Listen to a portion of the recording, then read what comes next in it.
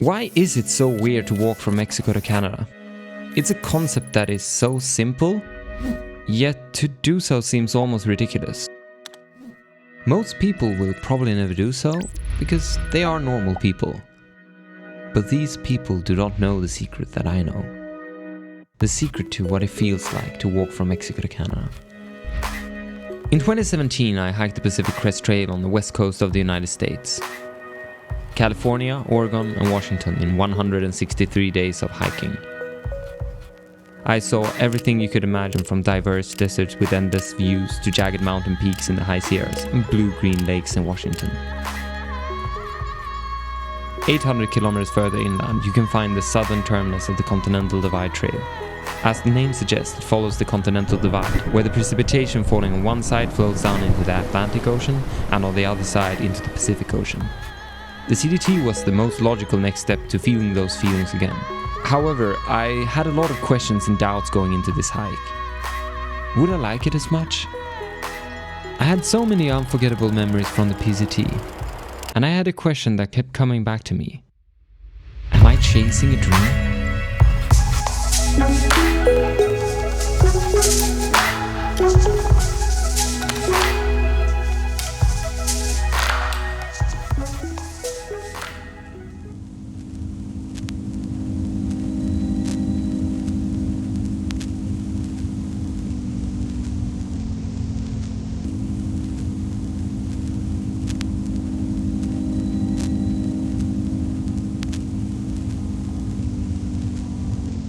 Despite my doubts, on the 26th of April 2023, I found myself in a car with a German couple, a 70-year-old man called Voyager, and our driver, who spends his days this time of year driving between the tiny and rundown town of Lordsburg, New Mexico, to a remote place along the US-Mexican border. The Crazy Cook Monument, the southern terminus of the CDT, has a strange history. In 1907, a company of workers were building a fence along the US-Mexican border. As the sun rose on the 1st of May and the company's cook proudly presented a morning meal, one of the companions couldn't resist insulting the dish. The cook instantly picked up his axe and hurled it through his companion's skull, right in broad daylight. Although the unfortunate man would never see his life's work finished, 116 years later I could enjoy the grandeur of this fence, still standing tall, deterring people who want to cross the border in a non-legal fashion. Before heading out into the desert heat, we took pictures with the beautiful stone obelisk and applied a reasonable amount of sunscreen to exposed body parts. 8 other people started with me that day. It was nice to meet some other hikers about to set out on the same task as myself. I didn't know how many people I would be seeing on the CDT, being it is the least traveled of the 3 long trails. I don't mind being by myself, and most of the time I do prefer to stay on my own pace. But starting a trail like this is such an uprooting of my life that I couldn't help but feel a little lonely. So it was nice to have some company along these first careful steps. This first section of the trail is also the part that is the most shit-talked of the whole CDT. There are no trees to provide cover from the sun, and usually people describe it as a flat and dull landscape. However, I seriously enjoy this part. It may be because of the novelty of being out there again, but I would describe the landscape as varied, diverse, and full of life. It was probably the most deserty desert I've ever walked through, with ocotillos, horny toads, small bushes, large bushes, and one thing from the shit talk that was definitely true. It was a flat landscape. A very flat landscape. The trail was of varying quality. Sometimes it disappeared into nothingness, leaving you to wade through knee-high bushes and grass, listening for the notorious sound of a rattlesnake. Sometimes the trail was a gravel road, easy to follow and undulating over the small hillsides. And sometimes it turned to a nice little path, following some shiny large CDT signs that marked the way. The first day was mostly a mix of gravel roads and a dried out wash. Near the end of the day I had a choice to make. Take the red line following the official trail, or do the option that most people opt to take, following the blue line on a detour along a gravel road. I will keep referring to different colored lines throughout this story, where the red line is the official CDT and numerous other colors mark different alternates. The CDT is not entirely complete, and it keeps evolving with new trails every year. Some new sections are accepted into the thru-hiking community, while some older alternates are still the most popular routes. I came into this trail with the philosophy that I wanted to do most of the red line, unless there was an excellent reason to take an alternate. So I chose to do the trail here, and it was not the smoothest.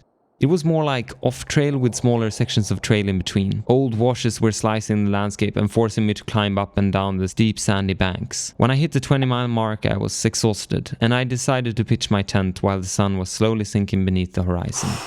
What a day. It is gorgeous. The sun is going down. I actually got to camp pretty late. It's been a lot of prickly stuff. This last part was a little bit difficult. Barely no trail, and it was a lot of bushwhacking, and I would have been nice to do it when I was a bit fresher maybe, but it was also pretty fun.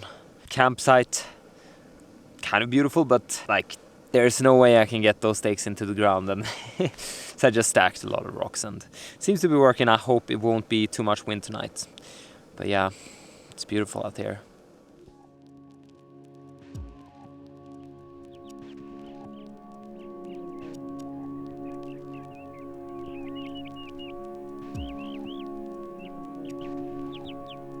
The second day was beautiful, and my favorite on this stretch. The last part back to the connection of the red and blue line was a bit rough, but with fresh legs it felt more adventurous and fun rather than annoying and exhausting. All in all, I thought the official trail here was fun and beautiful. After the connection, the trail continued flat and winding through bushes in the beautiful morning light. As it was closing into midday, the trail turned into a gravel road and the heat was back in full scale. The landscape was again undulating along the side of the mountain with some pretty steep hills. In the afternoon, I filtered water for the first time. Water from one of the many cow tanks you find throughout New Mexico. Not that I needed it, but just to be sure. I didn't need that much water because throughout this first stretch there are water caches with beautiful clear plastic can water. So there is not so much need to do any cow tank filtering. As the sun started to go down, the hiking became more pleasant, and even though I was quite tired, it was just very nice to be out there hiking.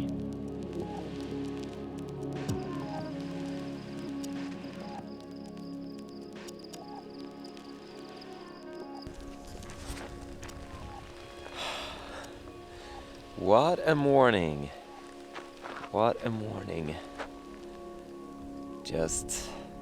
I've missed these desert mornings.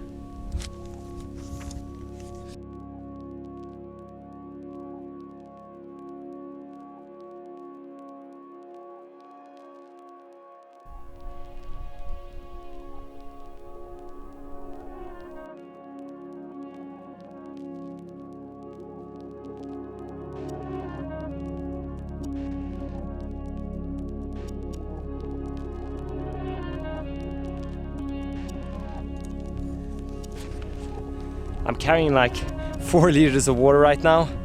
I don't think I will need that much, but it's like 20 miles between these two water caches, and there's probably water in between, but you know, just to be safe. And I don't think I will make it to the water cache tonight, so because that's 20 miles and I already did like 10 miles, so it's gonna be like a 30+ mile day, and I don't want to do that on my third day. This is my third day? Yeah, this is my third day. Yeah.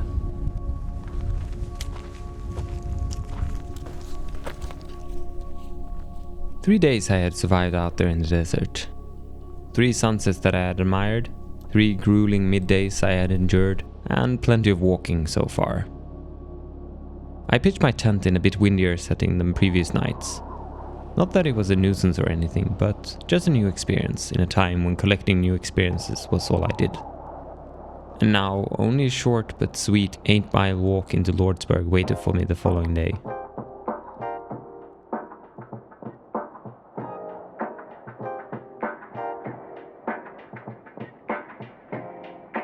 So, first ever road walk on the CDT. It looks like brand new asphalt, good stuff, but yeah, not too long I think, almost in town. Yes, brand new asphalt, a great observation. I think perhaps that old asphalt would not have made much of a difference now. Nevertheless, a mile later I arrived at a certain motel that hikers like to visit in Lordsburg. I spent my day walking to Dollar General for a resupply, McDonald's for an ice cream, and cranberries for dinner. And just doing nothing, of course. After a good night's sleep in a bed, it was time to head out again. However, I soon discovered the first of many mistakes I would make on this thru-hike. So I was just about to head out from Lordsburg, but I think I forgot my trekking poles in the lobby, and it opens in like 15 minutes. So I really hope they're in there. Otherwise, yeah, I don't know. I guess I can cowboy camp tonight. Could probably work, but I need my trekking poles. So I found my trekking poles. They were in the lobby, or they had taken them behind the desk, which was nice. So they weren't accidentally hiker box. So I'm super relieved about that. So I'm just walking out of Lordsburg now, and yeah, it wasn't too bad. I mean, I waited 50 minutes for the lobby to open, and yeah, a little bit delayed, but the sun is starting to rise now. It's super cold out here, but I'm excited to get up into the mountains now.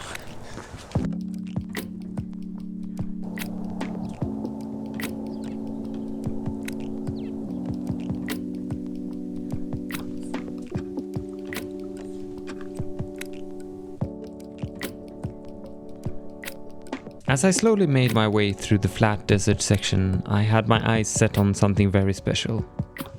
On a thru-hike, you always count something. Miles done, towns passed, poops made, whatever milestone you fancy for that day. And today, day 5 of my adventure, I was looking to hit Mile 100. Amazing. I was promised there to be a tree at mile 100. I see no trees here, so I'm a little bit disappointed. But I'm gonna keep walking a bit and see if I can find some shade, because I really need to take a lunch break now. I think I really wanted to get to mile 100.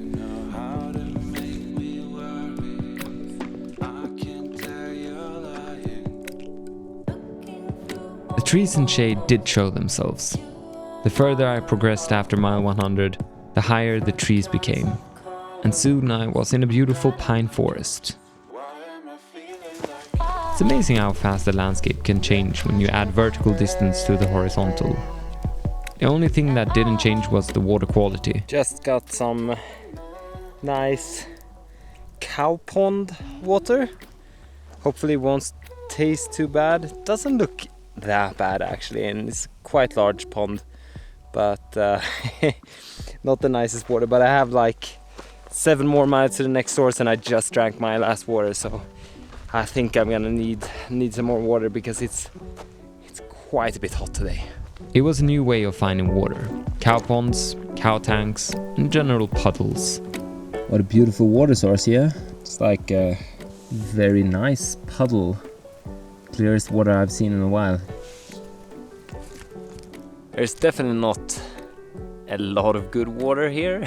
I feel like it's mostly these cow tanks, but every once in a while you find a puddle like this. PCD had always given me decent sources and loads of water caches, but the CDT was another ball game. Is this one? I can see any solar. On the evening of day 5, one of the clearer of these cow tanks had axolotls in them. The salamanders were thriving in the greenish water. Day 6 came with yet another beautiful sunrise and legs that started to feel worn down. When you move as much as you do in a day on a thru-hike, you eventually get tired. The only question is, how long can you convince your body to keep moving even though this exhaustion is telling you to lie down in the dirt? The longer you progress, the stronger you get. But I was only 6 days in at that point, and day 6 was a struggle. I am struggling today. I think I've had a couple of days too many now where I've gone, I don't know, like maybe a little bit too far. I think it's just like my legs are not used to this much walking. You get tired after a while. But I need to get as close as I can to the road that takes me into Silver City, and then I'm gonna walk the road tomorrow. It's like a 13-mile road walk. Not excited about that, but yeah. Otherwise, I've been feeling good. Like the past days, I've feeling good. I think just like it kind of just built up. I need some rest, I think, because I had a small rest in Lordsburg, but apart from that, I've been going kind of hard. So yeah, it's gonna be good with the rest day.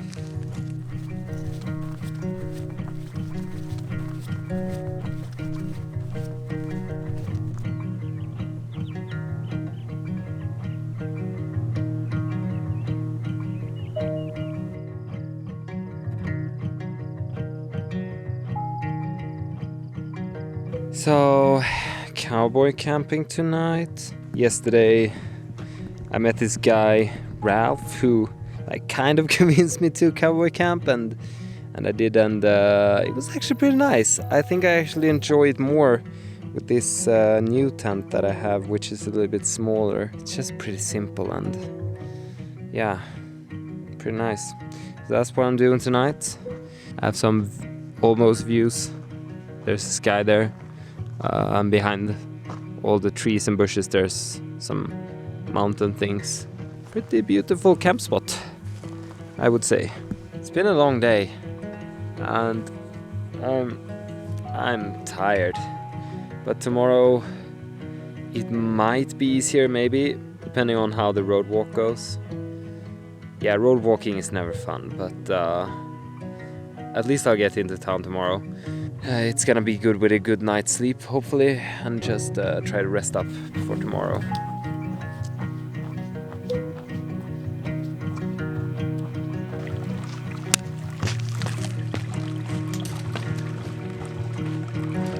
I think the first chapter comes to a close here.